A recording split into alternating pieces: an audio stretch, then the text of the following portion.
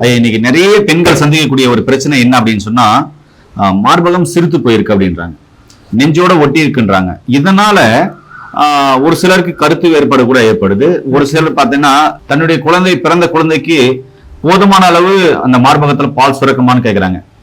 கண்டிப்பா சுரக்கும், என்னுடைய உடல் வாக்கு தகுந்த மாதிரி போதுமான அளவு கொஞ்சம் பெருசா இருந்தா நல்லா இருக்கும் அப்படின்றாங்க. ஒருத்தர் சில குண்டா இருக்காங்க, மார்பகம் சிறுத்து போயிருக்கு அப்படின்றாங்க. அதை பெரிதாக்கக்கூடிய வழிமுறைகள் சித்த மருத்துவத்தில் இருக்கா? அப்படி இருந்தா அது என்னன்னு சொல்லுங்க. அதாவது நிறைய பெண்களுக்கு வந்து மார்பக வளர்ச்சி இல்லாமல் இருக்கு, சின்னதாக இருக்குது, வளர்ச்சி இல்லைன்னா அவங்கள்ட்டே ஒரு தாழ்வு மனப்பான்மை இருக்கும். அதே இல்லை அது என்ன அப்படின்னு நான் வந்து நிறைய பேட்டி பலர்லாம் கொடுத்துருக்கேன். இதில் வந்து வளர்ச்சி இல்லாதவங்களுக்கு திருமணம் கூட லேட் ஆகுது. அதனால் அதேமாதிரி சில பேர் திருமணம் ஆனதுக்கப்புறம் கூட அவங்களுக்கு வந்து குடும்பத்தில் பிரச்சனையாகி சில பேர்லாம் டைவர்ஸ்க்கெல்லாம் போகிற மாதிரிலாம் ஆகிருக்கு. இல்லை அதனால் மார்பகம் பெருசாக்கிறதுக்கு வந்து சித்தாவில் நல்ல மெடிசன் இருக்குது. நாம் அதை நம்ம தயார் பண்ணிக்கிட்டு இருக்கோம். அதில் வந்து நாங்கள் கேப்சூல் கொடுக்குறோம். முதல்ல ஃபஸ்ட்டு இந்த கேப்சூல் வந்து ஒரு நாளைக்கு 2 வேளை, காலையில் ஒரு தடவை, இரவு ஒரு தடவை, சாப்பாட்டுக்கு அப்புறமா சாப்பிட்டு பால் சாப்பிடணும். இதே மாதிரி தொடர்ந்து சாப்பிட்டுட்டே வந்துட்டாங்கன்னா அதே மாதிரி இந்த கிரீம் கொடுக்குறோம். அந்த கிரீமை வந்து மார்பகத்தில் நல்லா தடவி லேசாக அப்ளை பண்ணிக்கணும். அவ்வளோதான், வேறு ஒன்றும் அதில் பிரச்சனை கிடையாது. இதாக இருக்கும். இதை அப்படியே எடுத்து மார்பகத்தை தடவிக்கிற வேண்டியதை, அதை தடவிட்டு லேசாக கொஞ்சம் அழுத்தமாக தேய்ச்சிட்டாங்கன்னா போதும். உள்ள ஒரு அப்சர்வ் ஆகிற மாதிரி பண்ணிட்டாங்கன்னா போதும். ஒரு 1 ஹவர் 1.5 மணி நேரம் வந்து அந்த மார்பகத்துலேயே அந்த கிரீம் இருக்கணும். அதனால் இரவு படுக்க போகும்போது தான் அது வாய்ப்பாக இருக்கும். அவங்களுக்கு எல்லா வேலையும் முடிச்சுட்டு கடைசியில் இந்த மாதிரி மார்பகத்தை தடவிட்டு காலையில் மாலையில் இந்த கேப்சூலையும் சாப்பிட்டுட்டு தொடர்ச்சியாக சாப்பிட்டு வந்தாங்கன்னா நாளாக சரியாக வந்து அவங்க நல்ல வளர்ச்சியை கொடுக்கும். ஆனால் 1 மாதம் 2 மாதம் அது போதுமான வளர்ச்சி கிடைக்கிற வரைக்கும் அவங்க அதை பயன்படுத்தலாம். ஆனால் எந்த பக்க விளைவு உண்டு பண்ணாது. எல்லாமே நாட்டு மருந்து தான். அதனால் பயப்பட வேண்டியதில்லை, நல்ல ரிசல்ட் கிடைக்கும், தைரியமாக சாப்பிட்லாம். இப்போ இது வந்து ஒரு நாளைக்கு எத்தனை முறை அப்ளை பண்ணோம் இந்த க்ரீமை? அதாவது க்ரீம் வந்து ஒரு வேளை அப்ளை பண்ணால் போதும். அதான் 2 வேளை பண்ணுறதுக்கு பெரும்பாலும் அவங்களுக்கு வாய்ப்பு இருக்காதனால இப்படி சொல்கிறேன். அவங்க வாய்ப்பு இருந்தால் 2 தடவை பண்ணலாம், காலையிலையும் சாயந்தரமும். அதனால் பெரும்பாலும் ஒரு தடவை நைட்டு படுக்க போகும்போது நல்லா மசாஜ் பண்ணிவிட்டு ஒரு 1 ஹவர் 1.5 மணி நேரம் கழித்து வாஷ் பண்ணிக்கிட்டாங்கன்னா போதுமானது. மாத்திரையை மட்டும் காலையிலையும் இரவும் 2 வேளை ஒரு நாளைக்கு சாப்பிடணும். அப்படி சாப்பிட்டு வந்தாங்கன்னா போதுமானது, நல்ல ரிசல்ட் கிடைக்கும். ஓகேங்கய்யா. ஐயா, இது எடுக்கும்போது என்ன மாதிரியான பத்தி முறைகள் கடைப்பிடிக்கணும்? அது பத்தியம்னு ஒன்றும் இல்லைங்க. ஆனால் இது என்ன அப்படின்னா அந்த முட்டை இல்லாத கோழி கோழி இருக்கு, பிராய்லர் கோழி, அதை வந்து உபயோகம் பண்ணக்கூடாது. அது இயற்கைக்கு மாறாதான் அது பண்ணுது. அதனால் அதை மட்டும் இவங்க யூஸ் பண்ணாமல் இருந்தாங்கனால, சாப்பிடாமல் இருந்தாலே போதுமானது. வேறு எதுக்குன்னு தனி பத்தியமெல்லாம் எனக்கு வேண்டியதில்லை. அதிகமான புளிப்பு சேர்க்கப்படாது, தனி புளிப்பு சேர்க்கப்படாது. அதுவும் ஒன்று அதில் இருக்குது. புளிப்பு அதிகமாக சேர்த்தாலும் அது அந்த அளவுக்கு பலன் கொடுக்கல.